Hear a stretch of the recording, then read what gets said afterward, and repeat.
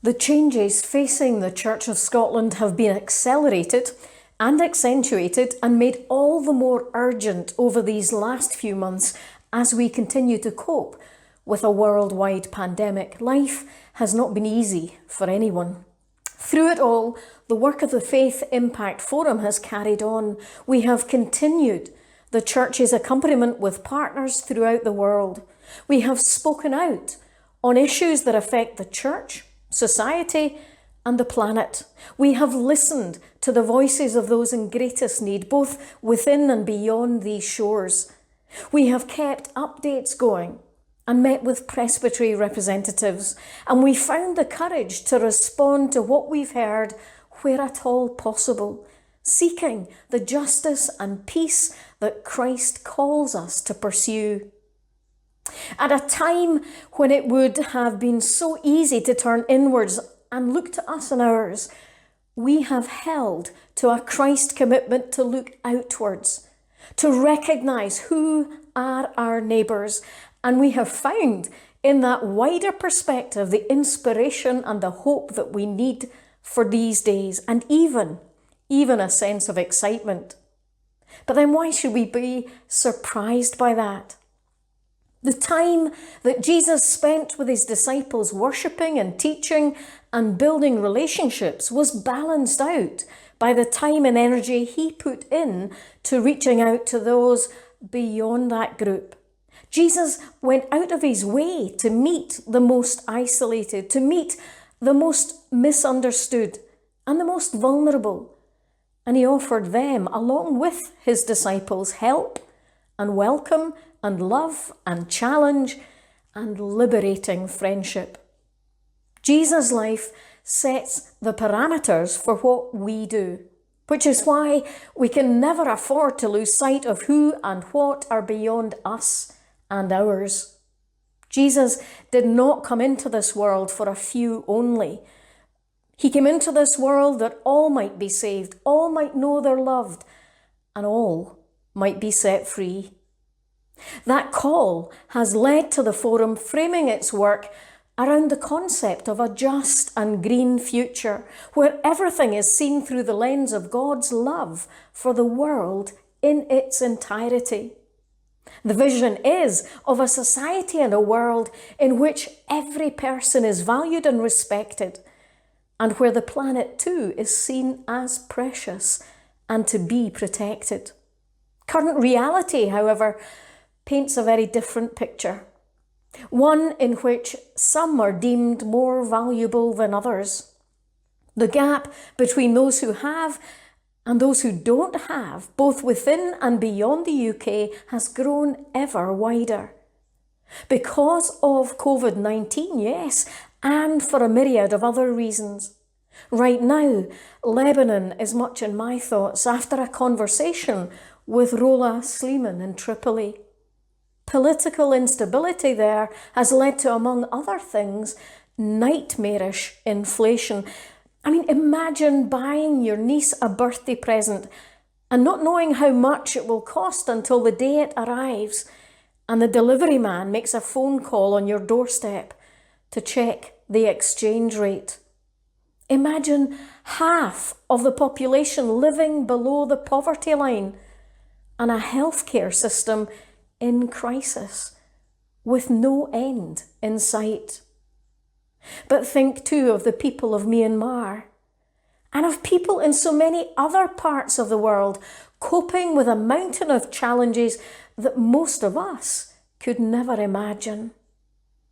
Thinking of within these shores, where our resources are spent reveals where our priorities lie. The UK and Scottish governments have increased financial help to some of those in greatest need.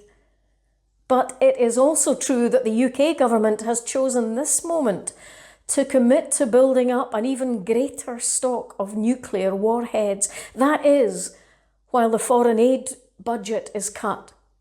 It's while food banks increase and people struggle to pay rent and bills. And it's while worry about work and school and physical and mental health reach epidemic proportions.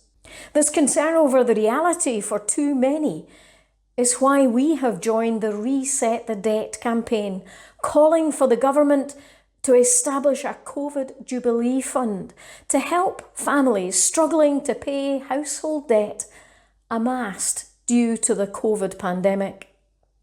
Looking beyond the UK, the wider picture is every bit as sobering. As this country holds on to far more doses of the vaccine than we could ever possibly need, other nations have far too few, which means that no one is safe. We are hearing of stories of the devastating consequences of successive waves of COVID-19 from our partners in India, Malawi, Nepal, Palestine, to name but a few. Vaccines need to be universally available. Let's see the UK, along with the G7, leading the way in supporting a worldwide vaccine rollout. Following the Scottish Parliament elections, congregations and communities need to continue to engage with our MSPs to wrestle with the important issues facing communities and our nation at this time. The Church locally and nationally has an important role to play in promoting truth and honesty in public life and in helping opposing sides to refrain from demonising the other and to seek instead the common good. One area of deep concern to the Forum is that of recent UK government proposals concerning those looking for asylum. That legislation seems to fly in the face of the biblical injunction to welcome the stranger, and it also undermines the principles of the United Nations Refugee Convention, which happens to be 70 years old this year. We are glad, though, at last to welcome that as a matter of principle, the Church should not be investing in fossil fuels. This has been a long road, and as a forum, we are grateful to younger members of the Church in particular for continuing to bring the matter before succeeding General Assemblies. You have shown us how passionate you are when it comes to the climate and the absolute urgency of taking action now. The Forum is also pleased to link up with our development agency, Christian Aid, and its Young Climate Activist programme. Get your skates on to keep this issue at the forefront of the Church's thoughts, especially as COP26 in Glasgow approaches. And with COP26 having a Scottish focus, we look forward not just to welcoming others, whether physically or virtually, but to involving congregations and thinking of ways that we can play our part in a more sustainable future that commits to caring for the world.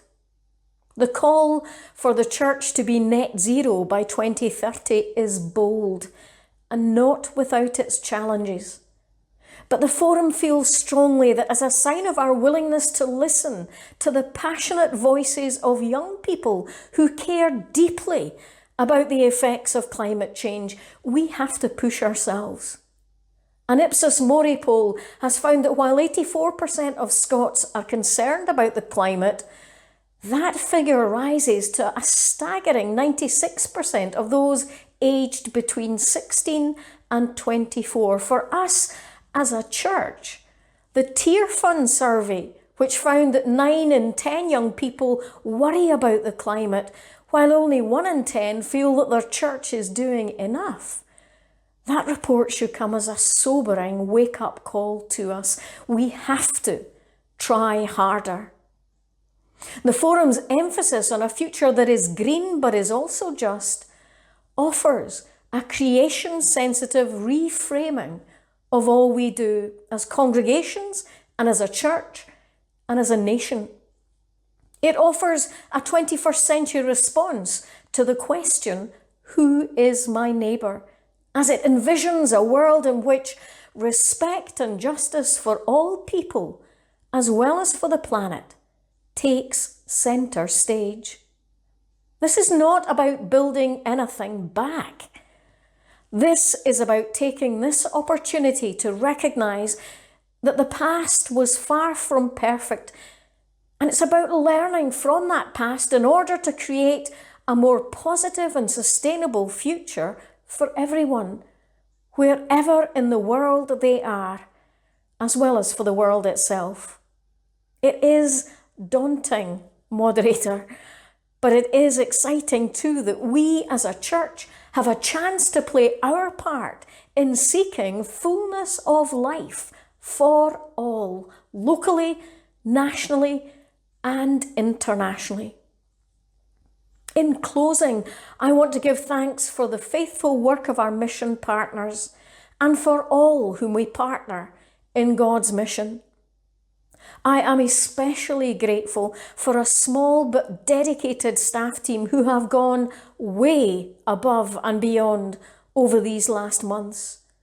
Particular thanks go to the senior management team under their interim head, Ian Alexander, who have brought an impossibly large remit together to help create a new and very different body. And I'm grateful too to the forum members who have caught the vision and run with it with energy, insight, enthusiasm, and wisdom. Very many thanks to you all. Moderator, I present the report of the Faith Impact Forum and move the deliverance.